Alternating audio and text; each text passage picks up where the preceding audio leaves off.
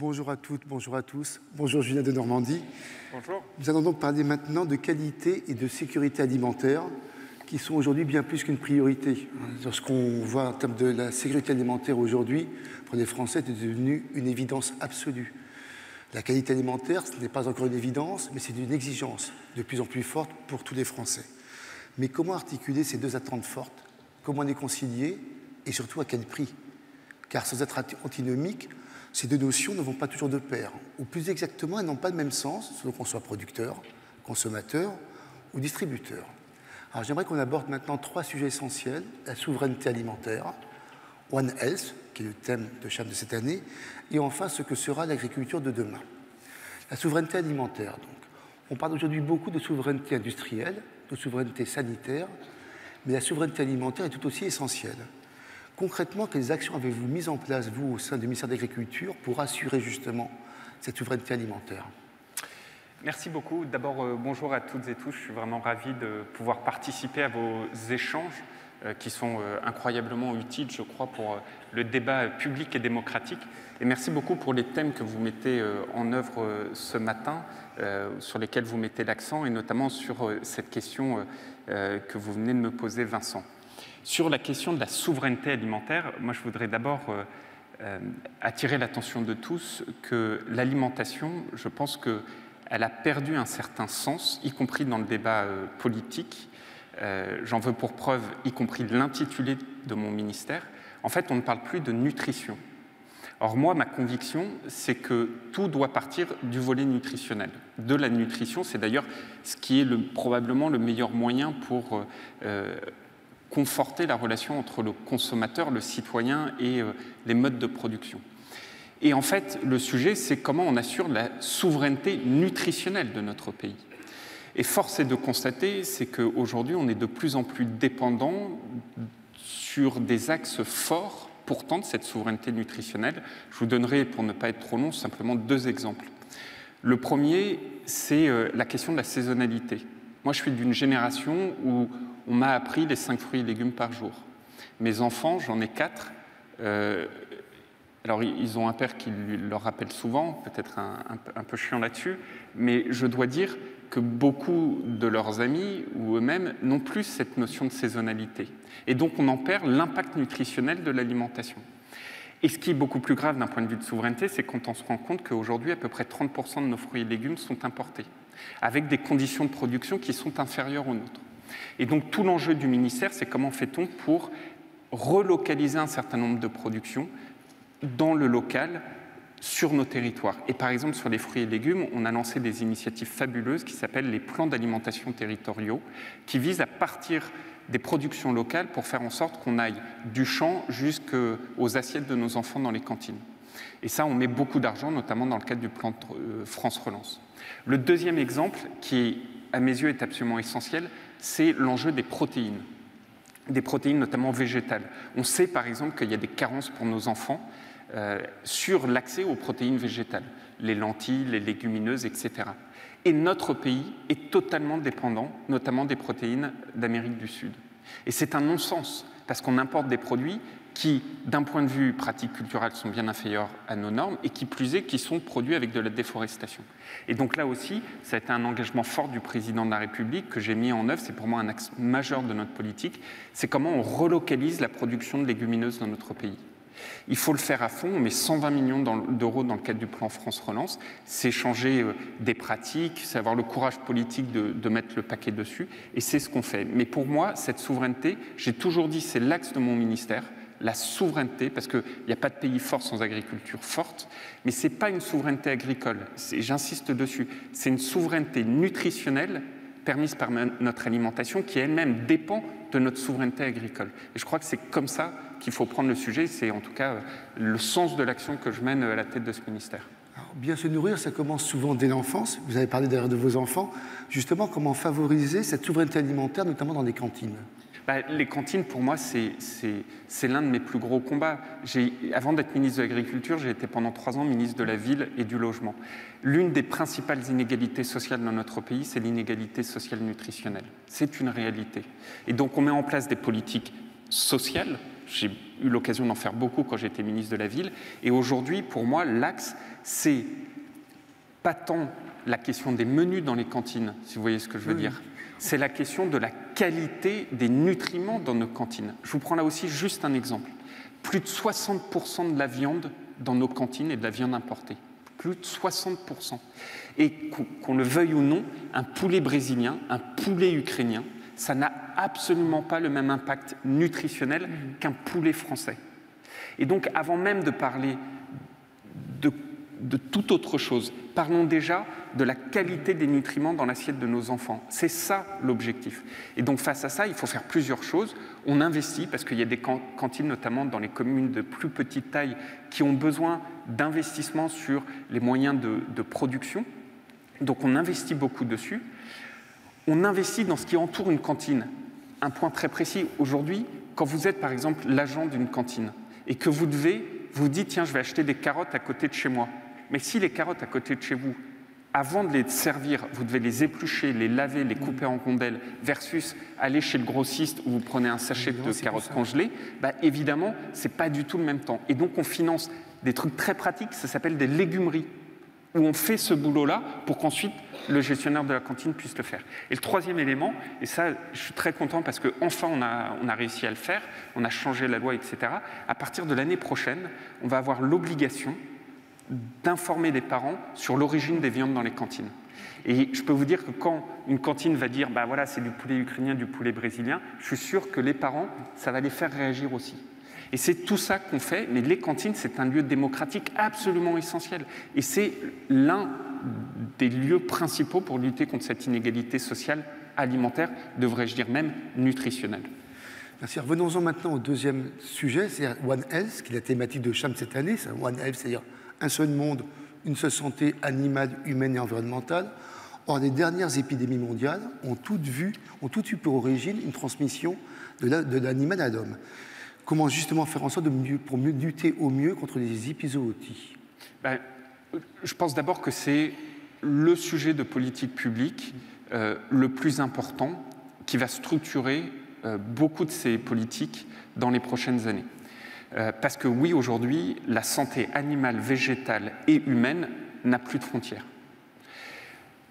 La première des choses, c'est de le dire comme tel. C'est d'en faire un axe de politique. C'est de dire que maintenant, notre approche doit être une approche One Health.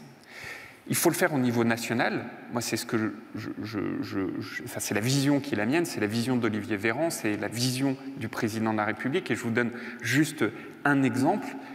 J'étais très content quand, au sein du Conseil scientifique pour lutter contre la Covid, on a nommé un vétérinaire.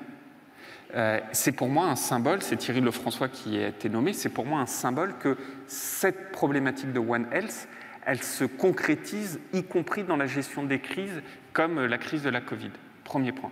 Deuxième point, au-delà du niveau national, c'est un énorme enjeu international. Et sur cet enjeu international, c'est d'abord parce que quand une épizootie apparaît dans n'importe quel continent, évidemment, elle revient chez nous, on l'a constaté, mais que vous avez un certain nombre de pratiques qui aujourd'hui favorisent cela à l'international. Quand vous prenez par exemple les élevages porcins, en France, la taille d'un élevage porcin de truies, c'est 100-150. En Chine, vous avez des immeubles de 13 étages. Quand vous avez un virus qui rentre dans un immeuble de 13 étages, c'est digne de la boîte de pétri en termes d'incubation. Ça se développe partout.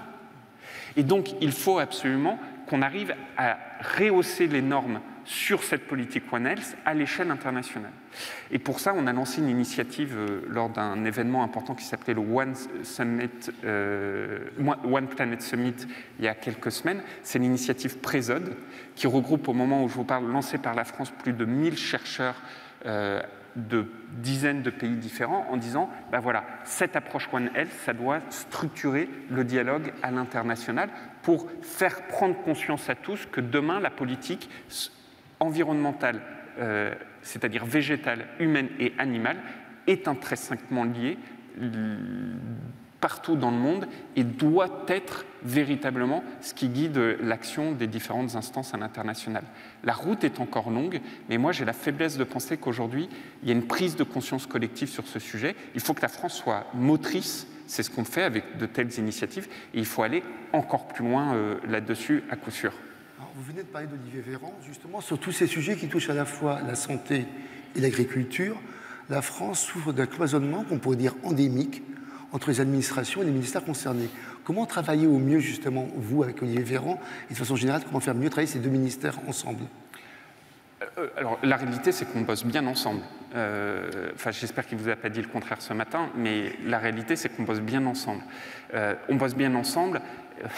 Pour moi, mais je le cite souvent, en fait, il y a une personne qui nous unit, vous allez trouver ça bizarre, entre Olivier Véran et moi-même, c'est Hippocrate. Hippocrate disait que le premier des médicaments, c'est l'alimentation. Et confère ce que je viens de vous dire depuis le début, c'est véritablement l'approche qui est la mienne. Quand je vous parlais de mon ministère s'appelle Agriculture et Alimentation. En fait, il devrait s'appeler de la nutrition permise par une alimentation de qualité qui elle-même est permise par une agriculture souveraine et de qualité. Bon. Ce qui nous unit aussi, c'est des projets qu'on a en commun. On sait aujourd'hui que sur ces inégalités sociales alimentaires, c'est des politiques conjointes qu'on doit porter sur les sujets des cantines, sur les sujets de l'aide aux personnes les plus démunies. Et on travaille beaucoup là-dessus. Puis il y a d'autres sujets, il y en a un notamment qu'on veut ouvrir sur lequel on est très allant, c'est la question par exemple de la restauration dans les hôpitaux. Il y a un député qui s'appelle Frédéric Descrozaille qui vient de remettre un rapport très précis sur le sujet. Et on sait, on ne va pas se mentir, qu'on a des marges de progrès absolument colossales là-dessus. Donc on bosse bien, vraiment. Moi, franchement, n'en tirer aucune conclusion, hein, et j'insiste dessus, mais je suis toujours très surpris quand dans le débat politique, vous savez, il y a un grand jeu, un peu comme les sélectionneurs d'équipe de France, où on se sent tous sélectionneurs de l'équipe de France. À chaque fois, on parle des champs ministériels en France, en disant, tiens, il faudrait que tel ministère doit se rapprocher de tel autre ministère. Sur l'agriculture, 100% des cas, des commentaires, c'est l'agriculture devrait se rapprocher de l'environnement ou l'environnement de l'agriculture. Moi, je pense que le vrai débat serait l'agriculture avec la santé ou la santé avec l'agriculture. C'est ça la véritable approche. Tout ça pour vous dire qu'on travaille main dans la main et je pense que c'est des alliés incroyablement puissants. Et c'est vrai que nos agriculteurs ne sont pas encore perçus comme un échelon des politiques nutritionnelles et donc des politiques de santé dans notre pays. Et je pense que c'est fort dommage, parce que c'est une réalité. Et notre objectif, moi, c'est la souveraineté, et deux, la qualité, parce que c'est par cette qualité qu'on augmente l'impact nutritionnel. Et c'est d'ailleurs ce qui est la marque de fabrique de notre agriculture. Notre ADN agricole, c'est la qualité. On ne sera jamais comme d'autres pays où c'est des exploitations. Je vous parlais des truies tout à l'heure. Vous prenez une exploitation de vaches laitières, c'est 177 vaches laitières en moyenne, exactement. Aux États-Unis d'Amérique, vous avez 10 000 vaches laitières. La compétition entre les deux, ça se fait forcément sur la qualité de nos produits. Forcément. Et c'est pour ça que notre ADN, c'est la qualité, et la qualité, c'est la qualité environnementale, nutritionnelle de ces produits. Alors j'aimerais maintenant qu'on aborde un petit peu l'agriculture de demain. Vous nous disiez un petit peu justement comment la France va préparer cette agriculture, car on voit bien qu'aujourd'hui la France est tiraillée entre différents modèles. Par exemple, il n'y a pas grand-chose de commun entre un gros céréalier de la Beauce et un petit producteur de tomates anciennes. Or, des consommateurs ont parfois des exigences qui peuvent sembler contradictoires. C'est à la fois des circuits courts, mais des contrôles efficients. Alors, comment d'une part concilier ce qui peut sembler inconciliable, et de façon plus générale, aujourd'hui, en opinion publique, on voit bien que le rapport de force entre écolos et agriculteurs est clairement en faveur des premiers. On peut le déplaire ou pas, mais c'est un fait. Est-ce que ça vous inquiète, justement, ce rapport de force entre l'écologie et l'agriculture, ou le sentiment qu'il faudrait forcément que l'un gagne contre l'autre ? Non, mais moi je pense qu'en fait, il y a un sujet sur lequel le débat est mal posé. En fait, quel est le véritable problème auquel on est confronté aujourd'hui ? Ce véritable problème, c'est que l'alimentation n'a plus de valeur. Dans notre pays, et c'est vrai dans beaucoup de sociétés, l'alimentation n'a plus de valeur. Faute à beaucoup de comportements, des comportements de guerre de prix entre les distributeurs, les transformateurs et les agriculteurs. C'est pour ça d'ailleurs que j'étais encore à l'Assemblée et au Sénat ces derniers jours pour porter une nouvelle loi et assurer la rémunération de nos agriculteurs, parce qu'il n'y a pas de souveraineté sans agriculteurs. Mais faute aussi à des choses qu'on peut mettre dans le débat public. Par exemple, je parlais tout à l'heure des politiques sociales pour lutter contre l'inégalité sociale alimentaire. On appelle ça les repas à 1 euro. C'est une erreur. On devrait appeler ça les repas avec reste à charge à 1 euro.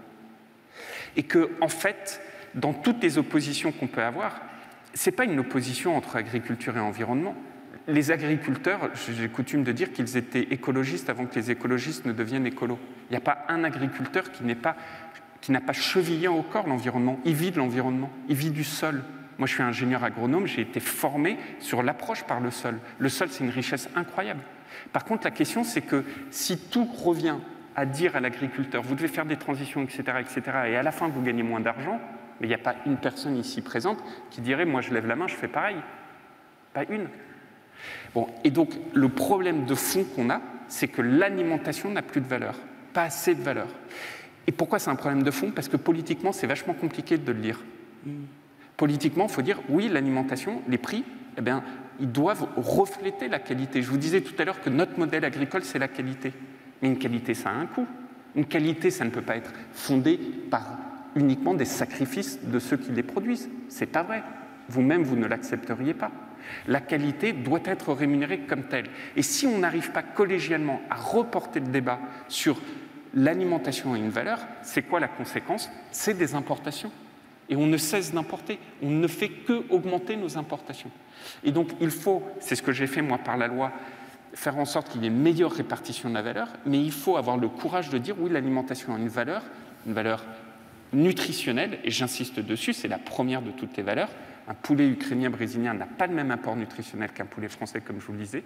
Une valeur environnementale, parce que s'il s'agit de réduire nos productions au titre des transitions agricoles dans notre pays, mais de les substituer par des importations des mêmes produits à l'extérieur avec des normes moins disantes, et donc on importe de la déforestation, de la biodiversité, dans cette approche One Health qui n'a pas de frontières, c'est un non-sens, et en plus on perd notre souveraineté.